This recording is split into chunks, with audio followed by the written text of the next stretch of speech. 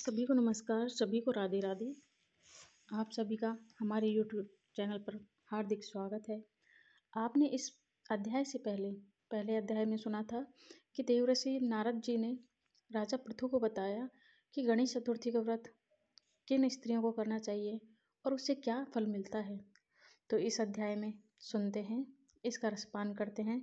तो आइए जानते हैं। एक समय नारद जी श्री व्यास जी से पूछने लगे कि हे व्यास जी, गृहस्थ आश्रम सब आश्रमों में से उत्तम क्यों माना गया है। तब व्यास जी ने कहा, जैसे सब नदियां समुद्र में आश्रय पाती हैं और सब जीव माता का आश्रय पाकर ही जीवित रहते हैं, यह 6 प्रकार के भिक्षुक, ब्रह्मचारी, सन्यासी, विद्यार्थी, गुरु पूजक, यात्री, जीविका रहित, ये सब ग्रस्तों का ही आश्रय पाते हैं।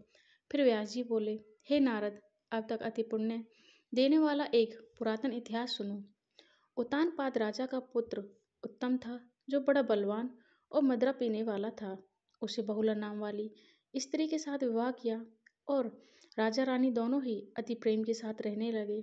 एक समय राजा ने वेश्या का नृत्य देखते हुए मदिरा पान किया और रानी को भी मदिरा पान करने के लिए कहा, परंतु रानी ने उसका कहना नहीं माना। इस पर राजा ने क्रोधित होकर अपने अनुचरों को आज्ञा दी कि वह रानी को किसी निर्जन वन में छोड़ आए। तत्पश्चात राजा रानी के वियोग में दुखी तो हुआ, मगर उसने दूसरा विवाह नहीं किया और प्रजा की पुत्र के समान पालन करने लगा। एक दिन एक ब्राह्मण राजा के पास आकर कहने लगा कि हे राजन, कोई मेरी स्त्री का अपहरण करके ले गया है। उसके वियोग में मैं अति दुखित हूँ, इसलिए तुम उसे ढूंढ कर लाओ।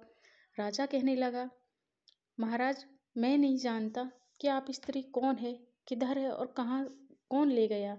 मैं तुम्हारी स्त्री को जानता ही नहीं, तो वह कैसे स्वभाव वाली है, रूप वाली है। तब ब्राह्मण बोला, वह यद्यपि कठोर वचन बोलने वाली, कुरूपा, काले रंग की है, कर्कश स्वभाव वाली है, परंतु मैं उसकी निंदा नहीं करता, क्योंकि वह मेरी पत्नी है। तब राजा कहने लगा कि जब तुम्हारी स्त्री ऐसी कुरूपा, क्रूर स्वभाव वाली है, तुम उसे देखकर क्यों ला रहे हो। मैं अति सुंदर और कल्याणकारी दूसरी स्त्री लेकर दे सकता हूँ। ब्राह्मण कहने लगा कि हे राजन, मेरी स्त्री मेरे धर्म और कर्म की अर्धांगिनी है। उसकी रक्षा करना मेरा परम धर्म है। जो अपनी स्त्री की रक्षा नहीं करता, उसका कल्याण नहीं होता। जो मनुष्य ऋतुकाल के पश्चात अपनी स्त्री से भोग नहीं करता, उसके पितर एक मास तक उसके रुधिर में तैरते हैं। ब्राह्मण के ऐसे वचन सुनकर राजा अपने शस्त्र लेकर रथ पर सवार हुआ और चारों ओर घूमकर फिर स्त्री को खोजने लगा। कुछ दूर जाकर उसने एक आश्रम देखा, जहाँ एक महान तेजस्वी ऋषि कुशा के आसन पर विराजमान थे। राजा को देखकर उस ऋषि ने राजा का कोई सत्कार नहीं किया और बोला कि मैं जानता हूँ तुम उतानपाद के पुत्र हो, मगर यहाँ किस कारण से आए हो। राजा कहने लगा, हे मुने, ब्राह्मण के घर कोई स्त्री को हर कर ले गया है। मैं उसी की खोज में इधर आया हूँ, परंतु आपने मेरा अर्थ ना दिया और ना ही किसी प्रकार का सत्कार किया। इसका कारण क्या है। ऋषि ने उत्तर दिया, हे राजन, तुम अर्घ देने योग्य होते हुए भी इस समय उसके पात्र नहीं हो, क्योंकि तुमने निरपराध स्त्री को वन में त्याग दिया है। जहाँ स्त्री का यह धर्म, वह तन मन से अपनी पति की सेवा करे, उसकी आज्ञा का पालन करे, वहाँ पुरुष का भी धर्म है कि वह अपनी स्त्री का यथाउचित सम्मान करे। जिस समय घर में और जिस घर में स्त्रियों का मान होता है, वहाँ देवताओं का वास होता है। जहाँ स्त्रियों का अनादर होता है, वहाँ कभी भी सुख शांति नहीं रहती। इतना सुन लज्जा युक्त होते पूछने लगा कि हे भगवान, आप भूत, भविष्य और वर्तमान 3 काल को जानने वाले हो, इसलिए कृपा कर बताइए कि ब्राह्मण की स्त्री को कौन और कहाँ हर ले गया है। ऋषि कहने लगे, हे राजन, अदिति का पुत्र बलाग नामक राक्षस उस ब्राह्मणी को उत्पाल पर्वत वन में हर कर ले गया है। सो जाओ और उसको ढूंढकर ब्राह्मण का संयोग करो। राजा ने मुनि को प्रणाम किया और मार्ग में जाकर उत्पाल वन में पहुंचा। वहां जाकर देखा कि ब्राह्मण ने जैसा बताया था, वैसा ही रंग रूप देखकर राजा ने उसे पहचान लिया और कहा, हे कल्याणी, तुम कौन हो। विलासपुत्री की स्त्री हूँ। मैं अपने घर में अकेली सो रही थी। बलक नाम राक्षस मुझे हर कर यहाँ ले आया। यहाँ लाने के बाद ना तो उसने किसी का बात करने को कष्ट दिया और ना ही मेरे सतीत्व को नष्ट किया, ऐसी चेष्टा उसकी नहीं थी। पर मैं यहाँ अत्यंत दुखी हूँ। राजा ने कहा, हे ब्राह्मणी, यह राक्षस कहाँ गया है? मुझको तुम्हारे पति ने ढूंढने के लिए भेजा है। ब्राह्मणी ने कहा, वह इस वन में अमुक स्थान में गया है। तब राजा ने ब्राह्मणी को बताए हुए स्थान पर जाकर राजा को देखा।